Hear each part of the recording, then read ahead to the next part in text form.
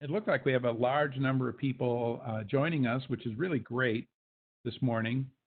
We know you're all busy. We know you're all involved in really extraordinary efforts to assist our students who are working through their course content and their course competencies and other requirements and trying to get those finished by the end of our spring term. We know that many of you have looked at the potential of giving a couple of extra weeks for your students to complete their spring work in that extended term, and that you're all also functioning in this interesting environment of a modification to what would have otherwise been a very standard ending of a semester activity like a final exam week and all the things, the variety of activities that have typically occurred in our final exam week. So on behalf of all of the college administration, I just want to express my thanks, my gratitude for the extraordinary work that you're doing and the way you have adapted. Perhaps you've read some things over the years about how sort of old-fashioned and slow and stodgy higher education is sometimes referred to in this country. But now there are people, even critics of higher education, who are writing things like they never thought that colleges and universities, and particularly community colleges, could be as agile as they have been with all the changes that have occurred this spring. And I think that sentiment really forms a good foundation for what we're going to talk about in the webinar today, which is what have we learned from not only this sort of immediate crisis that we're responding to, but from our experiences over these last couple of years, and particularly at Chandler Gilbert as online education and the course variety that we offer, and our aspirations to offer more programs fully online. What have we learned from that? So as promised, we're going to start this presentation with a video from Greg Peterson, president of Chandler Gilbert Community College. So if we can roll that video now, then we'll go back to the presentation. Hi there. I'm excited to welcome you to the Essentials of Multiple Modalities seminar. First, thank you for rolling with the punches this semester and doing all that you did to move our face-to-face courses online to support our students. We never anticipated that we would be in a situation like this. Experts say we're not out of the woods yet, and that it's very possible that a second wave of COVID-19 may hit us in the fall. And so as we look at how do we prepare so that as faculty you're not put in a position where you're being forced at the last minute to try to transition courses. Part of our institutional commitment was this seminar to do the little bit that at least there are essentials that we can provide to help you be positioned to be successful. Thank you so much for your willingness to be a part of this. We really are investing in you because we want you to be successful, and because we want you to have a good experience in the fall.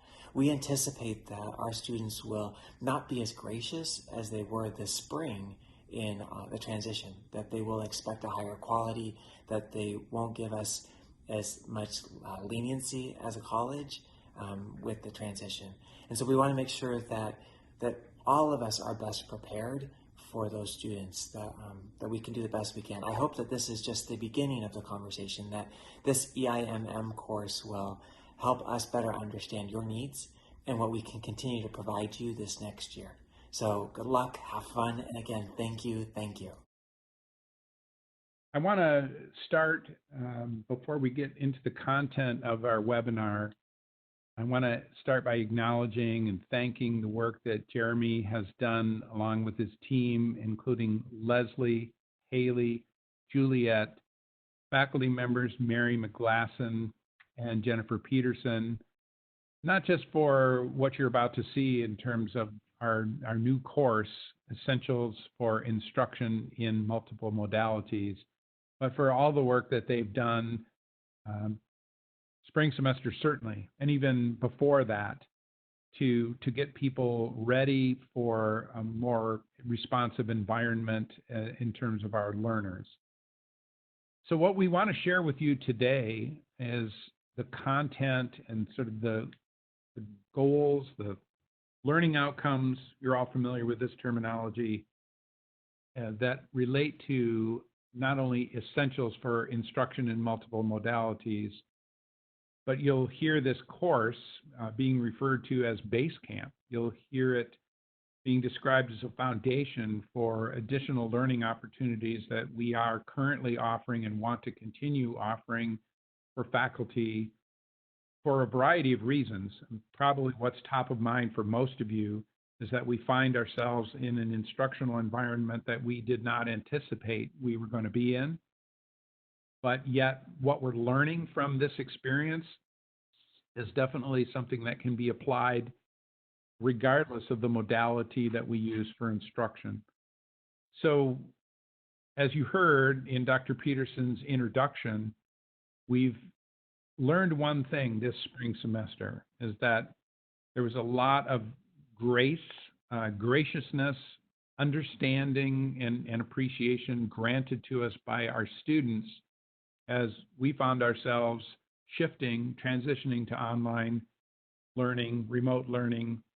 The students found themselves transitioning, and yet we can't assume that that graciousness and that understanding will continue into the future.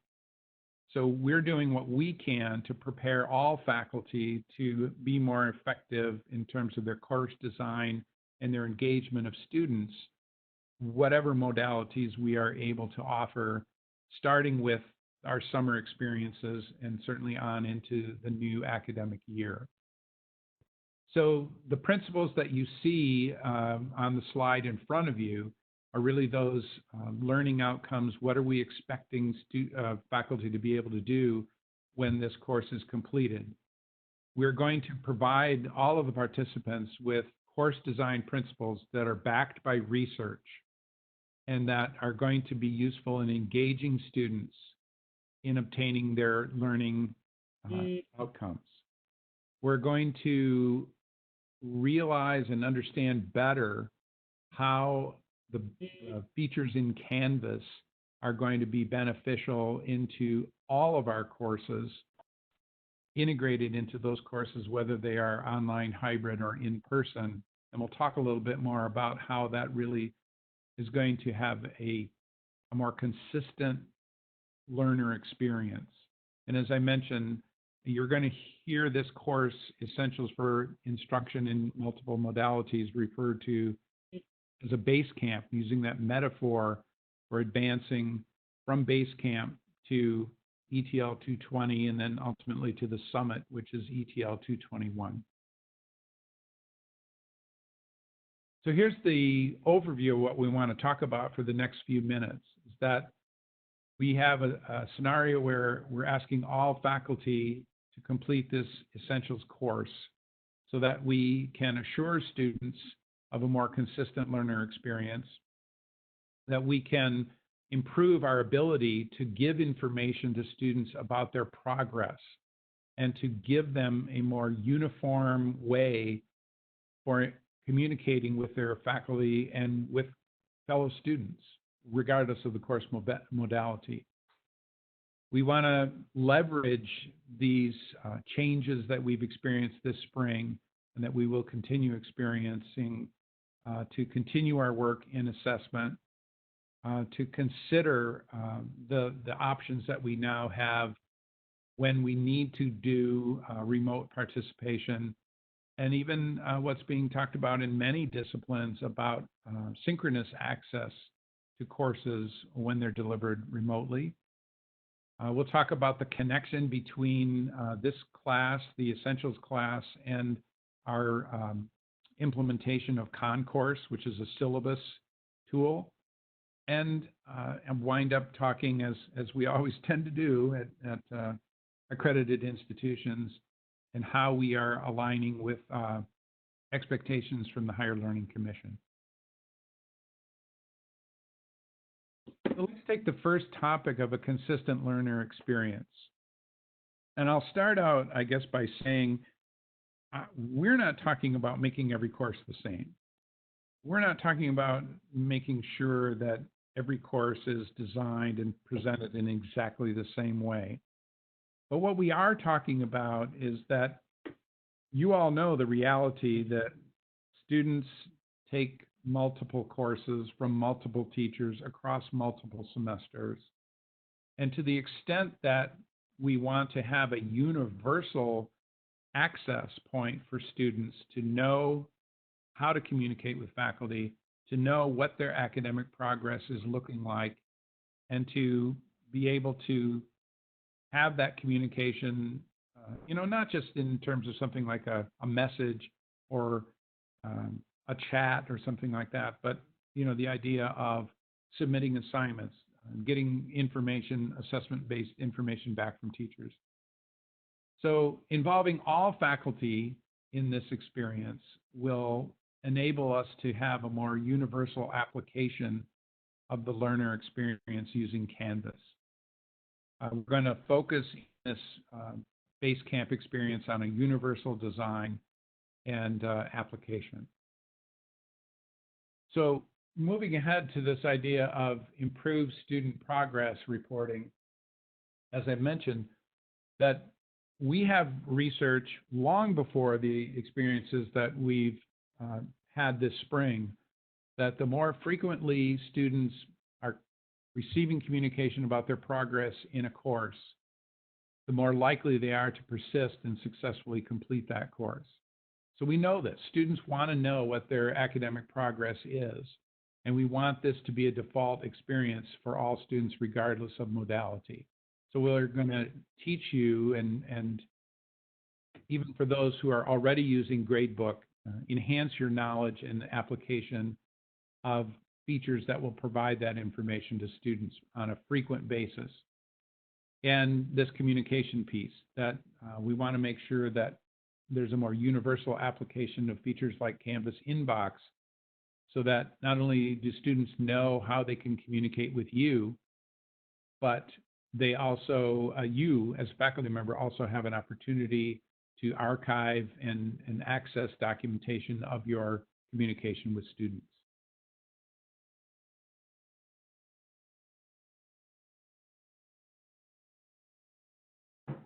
Those of you who have been with us for a couple of years know that we have transitioned over a period of time to now a default experience where any information that we're doing at the class level for assessment of general education learning outcomes and course learning outcomes is being done via Canvas.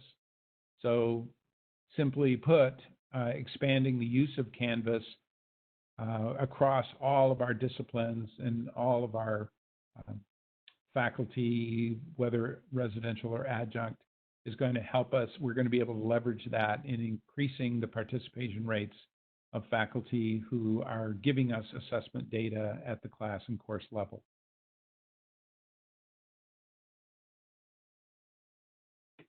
So to expand readiness for remote participation really goes back to what Dr. Peterson was saying about this grace period that we've experienced from students this semester, and the fact that in the future, what we present to students remotely, whether it be synchronous or asynchronous, is going to have to be a more uniform, a more standardized, and a more sort of optimized learning experience.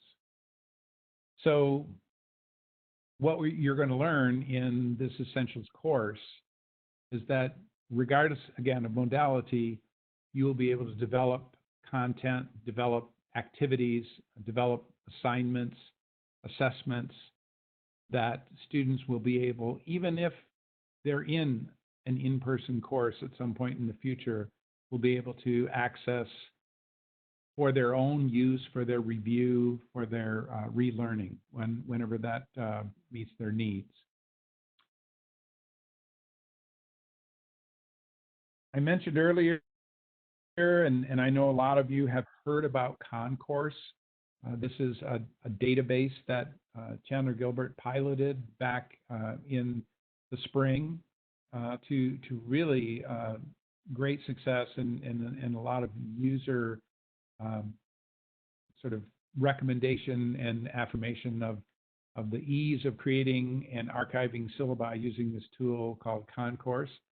And as you experience this Essentials class, you're going to get all the basics that you need and also contribute to this notion of a universal experience or a more consistent experience for students. Because beginning in summer, as we see on the slide, and certainly into fall semester, that's where students are going to go to get their syllabi. They're going to link to the syllabus in the Canvas course, regardless again of modality, and get to that Concourse syllabus. And so to wrap up this portion of the presentation, this is the overarching issue that I think if you don't take anything else away from this portion of the presentation, it's that as life continues, whatever that looks like in the realm of higher education, we continue to act with integrity to fulfill our promise to students for a high quality post-secondary learning experience. And the current status of our interaction with the Higher Learning Commission is that by September 1st, all of the accredited institutions within the Higher Learning Commission region will have to assure the Commission that we are providing the same standard of quality regardless of the format or the modality of a course learning experience. And so this is a great background piece for us to say we're anticipating that we're going to need to be agile. We're going to need to be flexible as we look at fall semester and beyond. We've already determined that all of our summer learning experiences are going to be online, and so as we continue to work on contingencies for fall, we're going to be in a much better position to provide a quality learning experience for students. So I'm going to turn this over to our staff in CTLA. They're going to really give you some of the outline of the content of the course and how it's structured. Hi, everybody. This is Leslie. I'd like to thank you for joining us on behalf of the CTLA and the Office of Online Learning. So this slide here about the training sequence, this is really the sequence that's going to set you up not just for the multiple modalities, which is what the Base Camp series is, and that's what we're here to talk about today, but also to let you know that if you are or are interested in teaching online with us, that we're offering these 2 ETL courses that will set you up for being an online instructor and having a lot of success here at Chandler Gilbert for teaching online. So we're here to talk about the Base Camp, but Peak 1 is that ETL 220 course, Excellence in Online Teaching and Learning, which we are offering in both 6-week and 12-week formats this summer, and again in fall and spring of the next academic year in the 8-week format. And then the Summit course is the ETL 221. That's Excellence in Online Course Design and Instruction. We are offering that in the 6-week format during the second session of summer, and again in the 8-week format in the fall and spring of the next academic year. Both of these courses are 3-credit courses within our Maricopa Course Bank, and they will be completed fully online. So watch for an email that will be coming out today from the CTLA with everything that you need to know in order to register for the ETL series. You can use a tuition waiver, even if you're not teaching in the summer and you want to take them over the summer, you will have that availability. So earlier, Bill was discussing the benefits for completing this Base Camp, Essentials for Instruction in Multiple Modalities. And on this slide, you can see that we've shown you what the 3 learning outcomes are and some of the takeaways that you're going to get when you complete the Base Camp. Many years of research in online course design tells us that a clear and consistent course structure that is purposely designed for learners of all abilities is critical to student success. And an organized and structured course reduces cognitive load so that students can focus on coursework rather than on how to navigate the course itself. And so this is applicable not just to each individual course a student takes, but to all courses that the student takes. Even if each course has a different structural design, students spend unnecessary time and effort on the course that's unrelated to the required learning. So the EIMM Basecamp is designed to be used in multiple modalities because many students do take courses in more than one modality. And by taking advantage of the consistent design and communication tools in Canvas, faculty will ensure that students always have access to current and accurate grades, easily communicate with their instructors, and prepare for and complete coursework, regardless of whether it's in-person, hybrid, or an online class. So as you can see, the Basecamp takeaways will enable each of you to structure or restructure courses to meet a consistent course design across the college, and develop a communication plan for engaging students in their learning process and providing regular and consistent grades and feedback so that students always know where they stand and what they need to do to improve learning outcomes.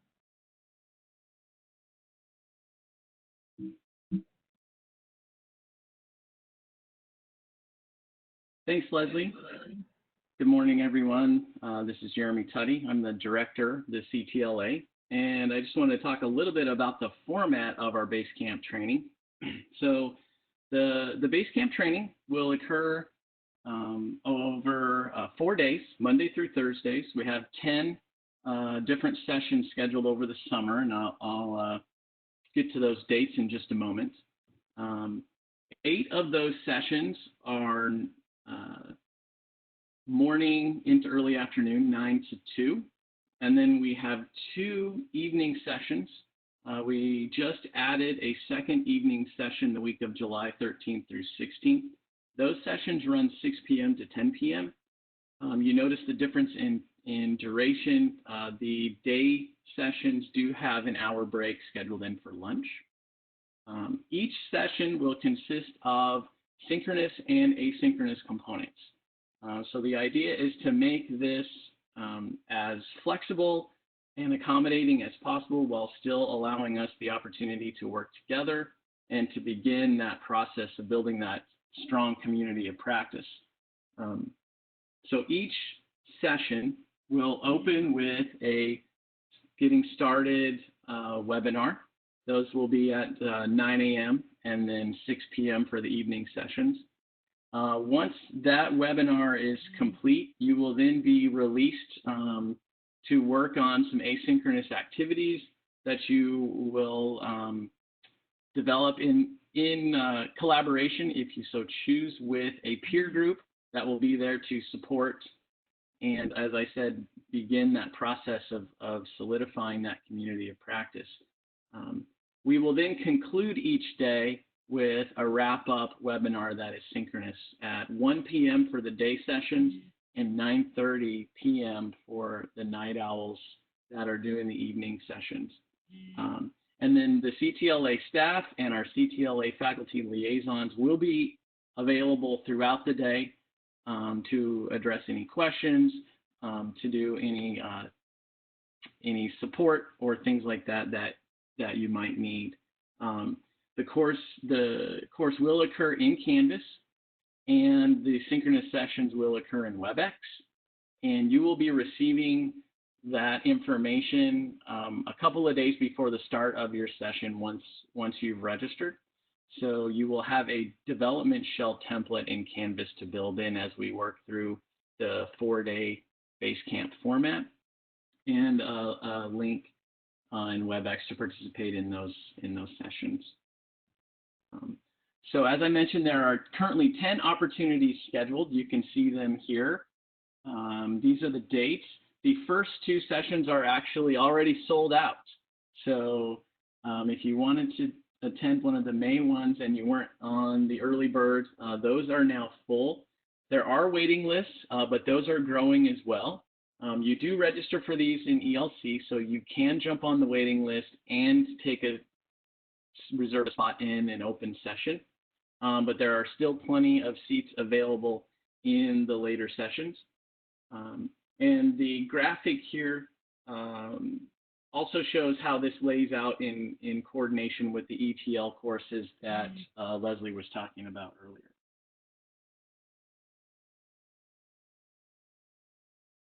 So as I mentioned, registration occurs for Basecamp in SIS. There was an email that the CTLA sent out this morning with the updated links for registration. That has the most current registration access, including the newly added evening session in July. So if you want to access this registration, that email that we sent you this morning is a great resource. Also on our website, on our Tech Tuesdays blog, Mary's Tech Tuesday post from this week also has all of the links to go and register. And then, as Leslie mentioned, the ETL course sequence 220 and 221, you register for that in SIS as you would any other course. And we do have some information about the courses and the registration and tuition waiver process at on our CTLA website as well. All right. Bill, I think I'm going to hand it back over to you. Thanks, Jeremy. So I've been monitoring some of the questions that have come up in the chat. We are going to shift, I guess, to sort of a free-form methodology of fielding some of these questions. But I did want to talk, before we do that, about this slide for the course requirements. And so I'm going back to some comments, and some of you I know heard them a little over a week ago when Dr. Peterson first announced this opportunity at the Academic Affairs Town Hall meeting.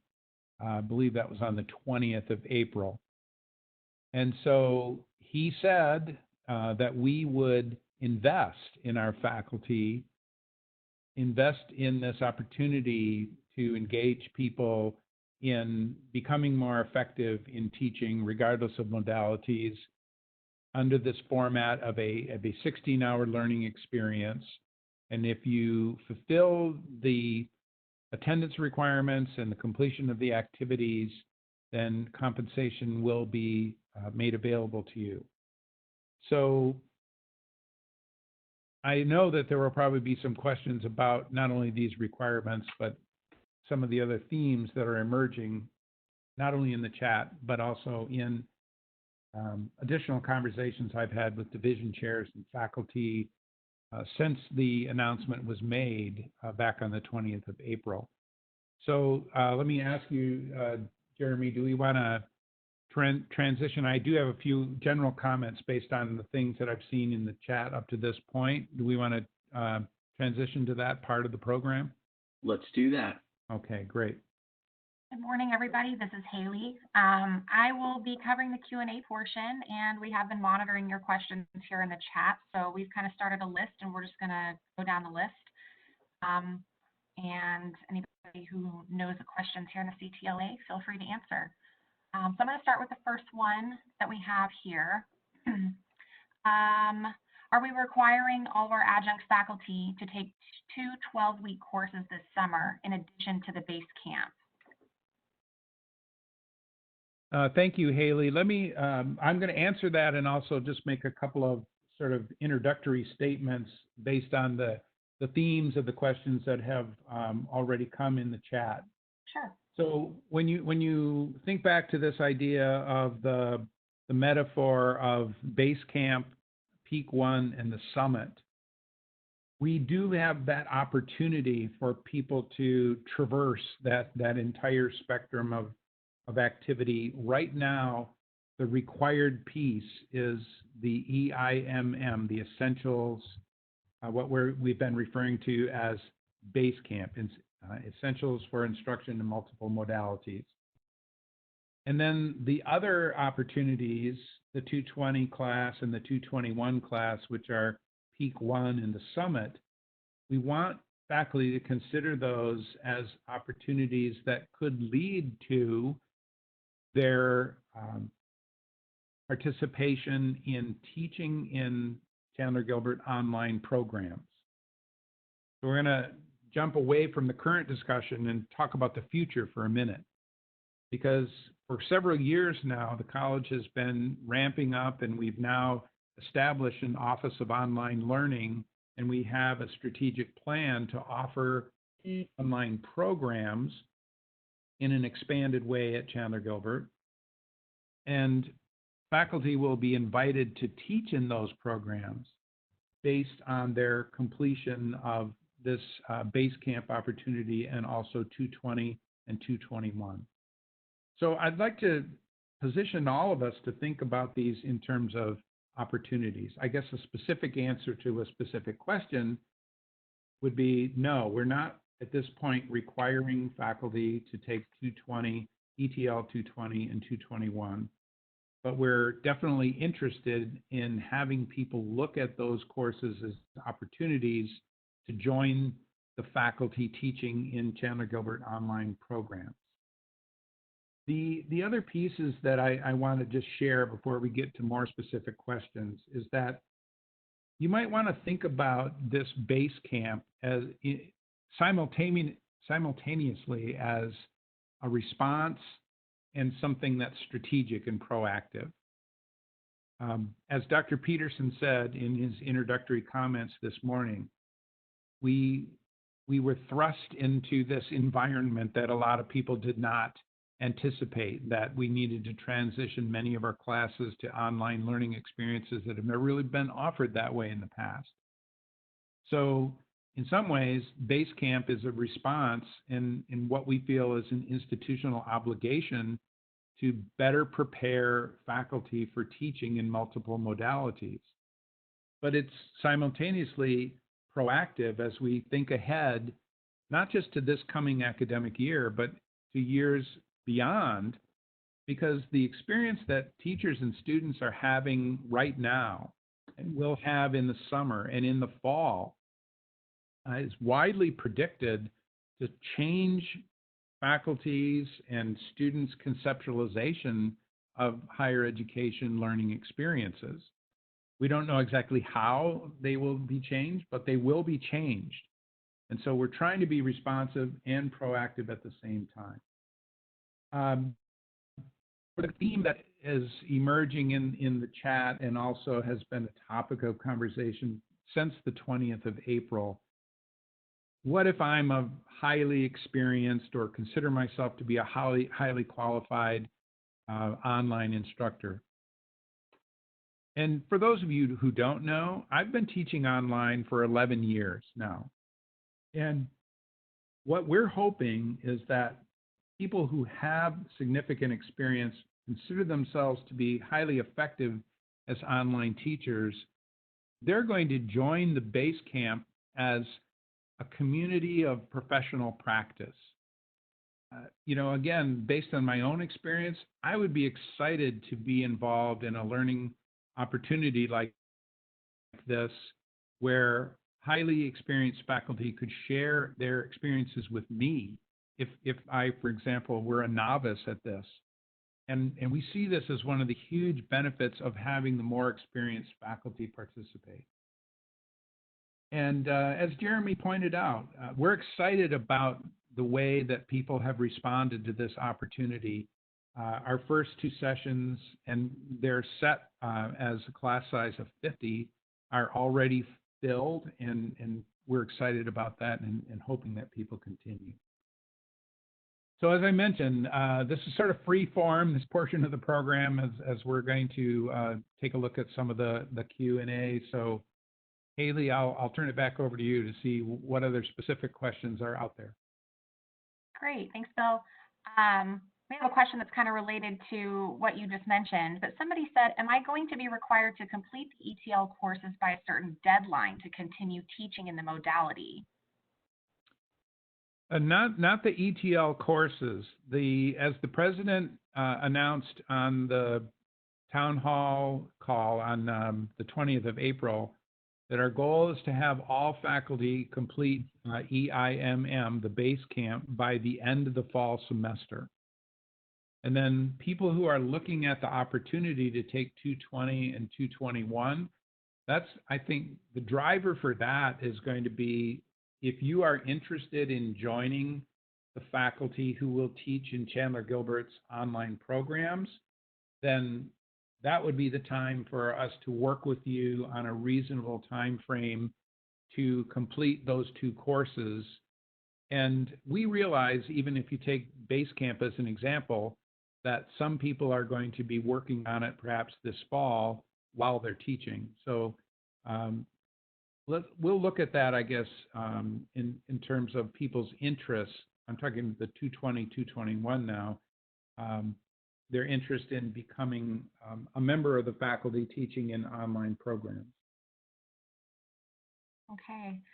A couple questions about if people have completed ETL 220 and 221 in the spring, do they need to still complete the Basecamp course?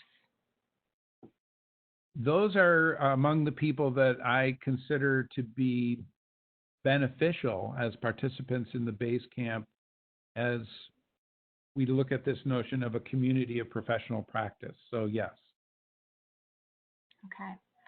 Someone mentioned that they cannot work 14-hour days, nor do they feel comfortable using vacation time to take off work in order to attend Basecamp. What are the options?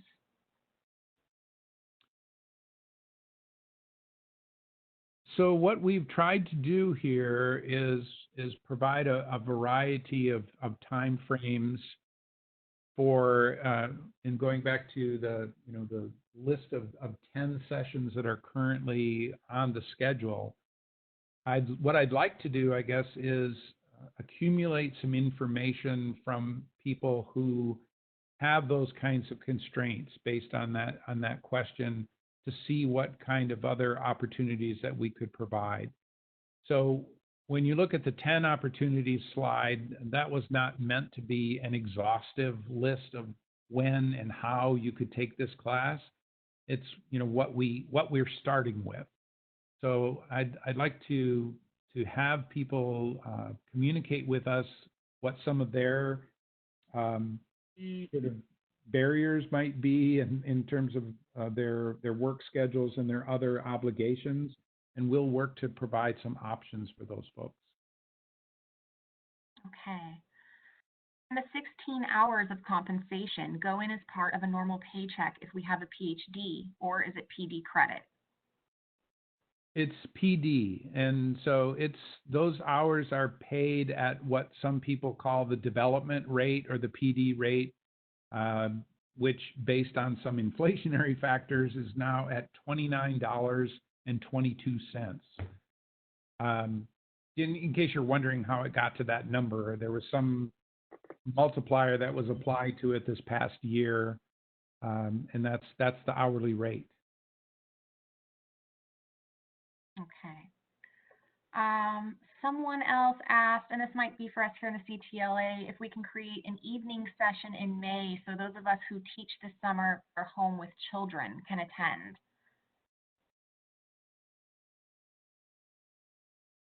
I can take that one. Unfortunately, we're based just on the schedule and the structure in order to get this put together and pull it off this summer. We are not able to offer an evening session in May.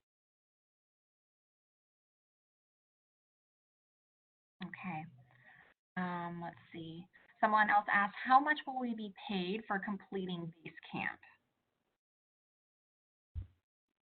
Well, for anybody who's got a calculator, it's 16 times 29.22, which is about $470. Or it could be $467.52. Okay. Someone asked if they can take Basecamp in the fall, and yes, there will be sessions offered in the fall for EIMM. Let's see. Can ETL 220 and ETL 221 be used for FPG? I'll take that one. As we were having this conversation this morning, it may be. So you would have to be eligible and you have to apply for it. the documentation that we're sending out, we're going to just ask you to go and look at the requirements from the faculty development website at maricopa.edu. And if you have additional questions about your eligibility for faculty development at that point, then to contact either our representative or someone at the district level who'd be able to answer that question. So it's going to be different for different faculty based on their degree and so on. So the answer is yes for some, no for not for everyone though. So you'll need to determine your own eligibility as you go through that decision-making process. We also know that there is a 16-hour credit limit for this type of FPG, so it also depends on how much you have taken in the past and what courses you've used. So again, it will be up to each individual to determine if they can for their own FPG purposes. Okay, can we request to make the peers group by division so we can collaborate with our adjuncts during the base camp seminar?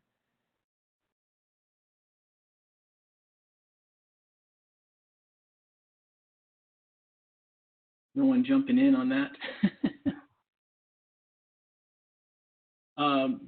That is technically challenging given the enrollments, but I think if there is a unit that wants to coordinate, they can communicate with us and we can see what we can do about making that happen for a specific session.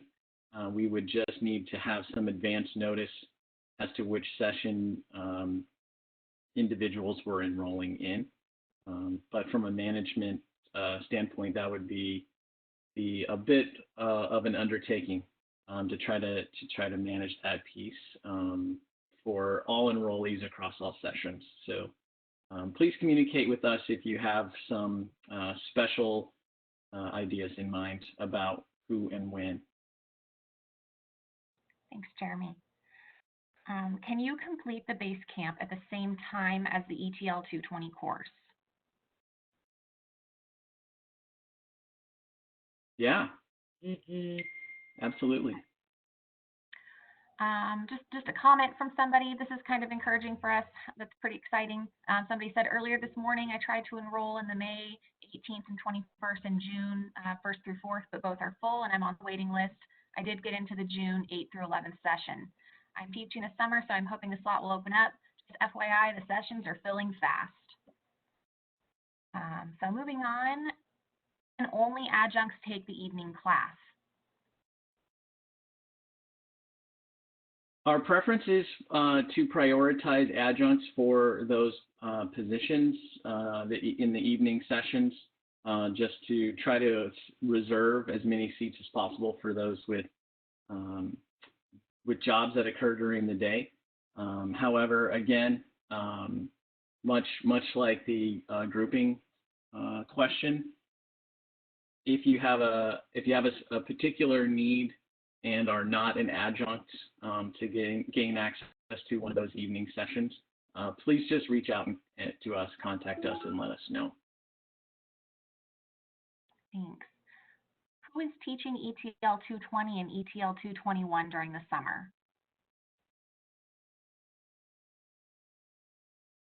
We have Leslie Kreiderman, Chris Ryder, and Jennifer Peterson scheduled for the first round of ETL 220s, and then also Christian Olson and Jeremy Tuddy for the 221s in the summer.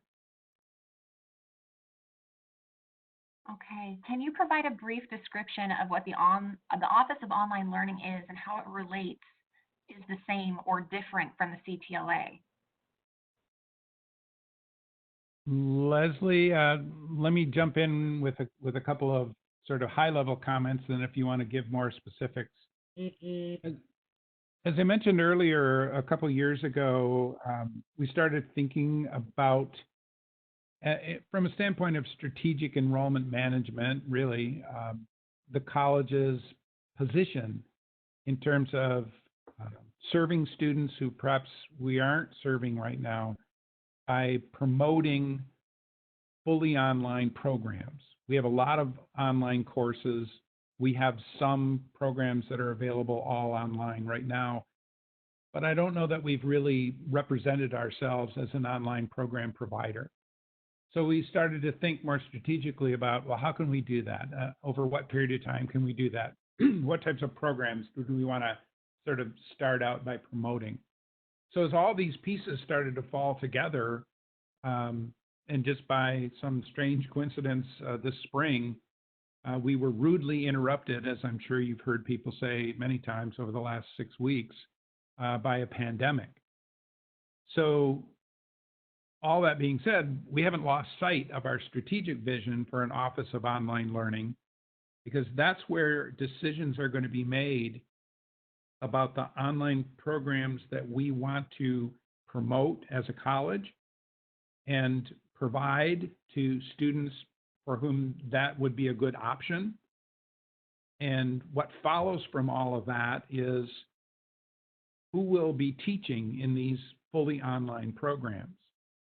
So now we have this opportunity to link the type of training represented by the Basecamp and also ETL 220 and 221 to say, if you want to join us, if you want to teach in an online program, these are some of the requirements that we're expecting, the preparation pieces, and also an ongoing commitment to continuously improving and assessing your courses. So that's sort of a high-level overview of how these things connect together. And Leslie, if you want to give any more of the specifics, please jump in. Yeah, I think the only thing that I'd like to add to that is that we are looking at student success in our online classes across the board. So not just addressing the academic side of online instruction, but also to be able to have this office coordinate across the college with all of the different departments that are integral to a student's success from the moment that they apply to Chandler Gilbert all the way through to a transfer or a graduation. So I'm very excited to see this office begin to partner across the college with those different departments so that we can really intervene and help our students be more successful. Okay, thanks, Bill and Leslie. This camp is scheduled for 4 hours each day for 4 days with an hour break for lunch.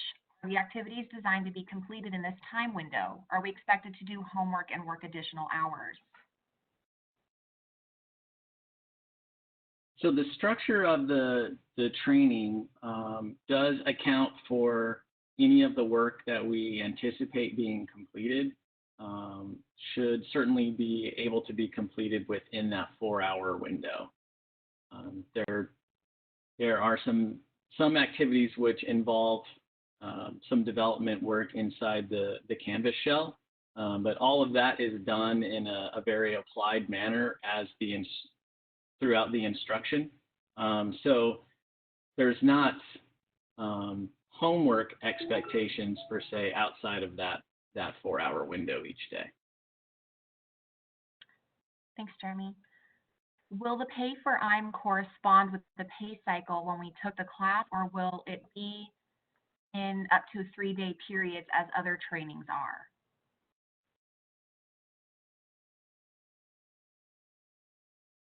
Well, I can certainly jump in and be the first person to say, I don't know, but we'll find out.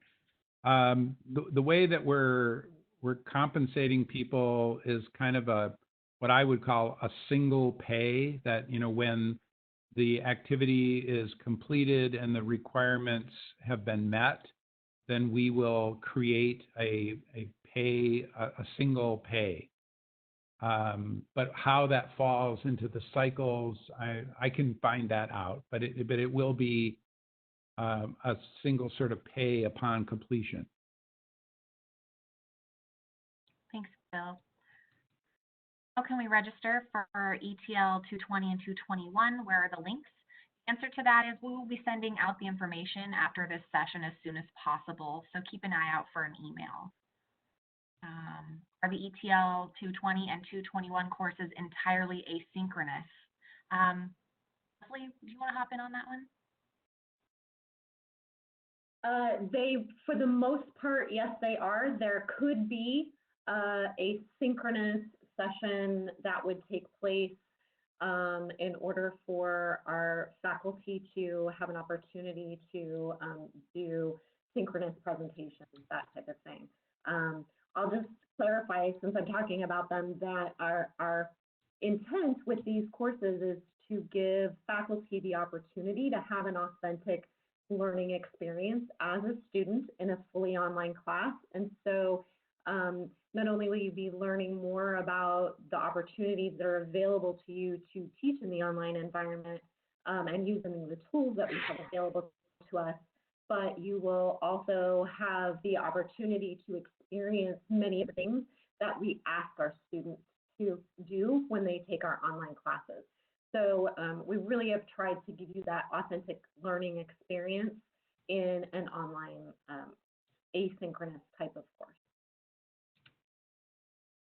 Thank you. Is the compensation the same for both residential and adjunct faculty? Yes. Okay. Regarding the future of fully online programs, do you anticipate that all subject areas will be included? I'm an adjunct teaching English 102 right now. Will this type of course be included in the fully online programs? I can speak to that because I saw a couple of questions on this theme. So we began to, earlier this spring, approach our sort of let me rephrase this. Our initial sort of efforts at creating a niche, I would say. So what would we want Chandler Gilbert to be known for in the arena of online programs? So there are a number of things that are under consideration, and I'll just use one as an example. Not that we've committed to it, but it was an example that I was really excited about. We had a meeting with our colleagues down at the University of Arizona, and they announced that they were going to offer a transfer partnership opportunity for a Bachelor of Arts in Law, and that we started thinking about offering the first 2 years, and there, by the way, that would be a fully online program at U of A, and it's a program that's really designed for people that need to have a lot of legal knowledge, but yet not function as an attorney, like maybe somebody who works in the nonprofit sector or something like that.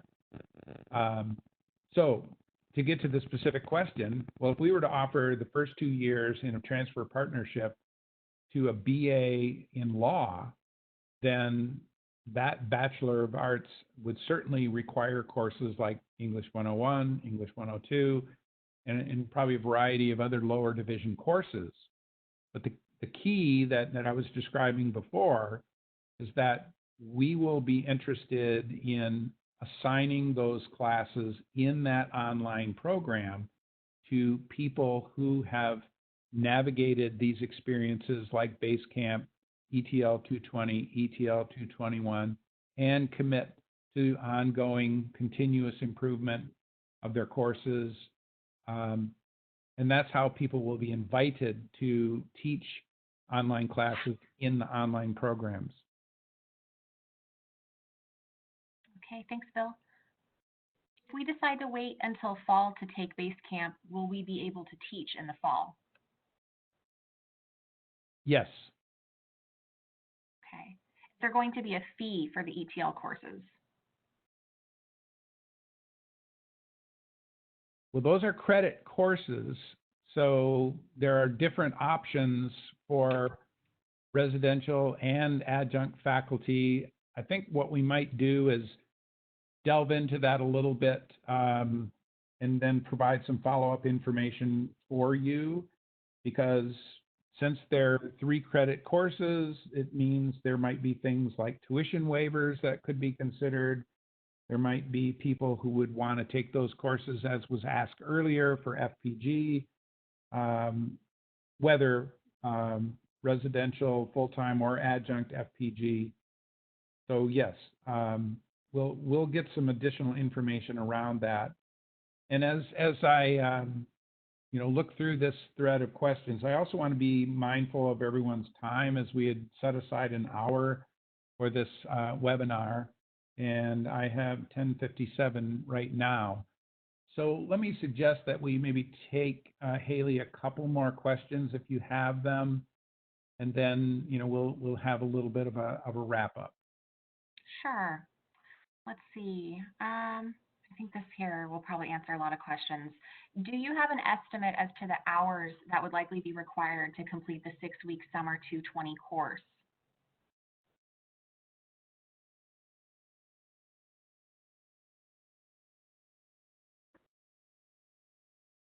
Well, I can speak to that just from the experience I have with Carnegie units and 3-credit classes. That we expect our own students who are in a 3-credit class to spend 135 hours at the minimum working on the requirements of that class. So that would be 45 hours of quote unquote contact time, and then 2 additional hours for every one of those 45 hours in outside of class work. So that's the Carnegie standard for how much time a student should budget for a 3-credit course. Okay. I have 2 more questions, and then it looks like that might be the end of our log here. Will compensation be made available to adjuncts who are also full-time staff? Well, we've been asked that question before, and we have to apply the standards that are currently in place for people who are classified staff and participate in any other faculty professional development or sort of workshops and seminars. So I can't categorically say no, but we do have to get, I guess, some of the technical issues ironed out in terms of what we really can't do, and I know everyone understands this, is we can't double pay people. So, if you're on the clock, as a classified staff or even as a residential faculty member, and then you're going to do some additional activity like EIMM or any other professional growth, we just have to make sure that we're keeping track of the regulatory aspect of this. But we'll get some answers to these very detailed questions as we begin working through this. By way of wrapping this up, I do want to thank everybody for participating today. We know your time is valuable. We hope that the information that we've provided to you has been valuable. We've recorded the seminar so that colleagues who haven't been able to join us or may even want to listen to this again can do that. We'll continue to offer opportunities, I would say most likely through the channel of your division chair, for you to ask questions and to get responses. And we'll look at some ways to do that. But I do want to emphasize just one thing as we conclude this presentation, is that notion of we have this opportunity now to really raise the bar, to optimize a situation that we didn't necessarily think we'd find ourselves in. And how can we leverage that, to have a great teaching experience, a great learning experience for our students as we look at summer and into the next academic year and even beyond that. And we're convinced that we're going to provide these learning experiences, base camp, the ETL classes, to teachers of all different experience levels. And having us all together in that community of professional practice is going to be a great experience for all of us. So again, thanks to the CTLA staff for the work on the presentation and all the work that they've been doing to get us ready. Thanks to all of you faculty who were able to join us, for everything that you've been doing to support our students this spring and that you will be doing as we negotiate some very uncertain waters into the summer and in the next academic year. And to all of you, Thanks, and have a great remainder of your semester.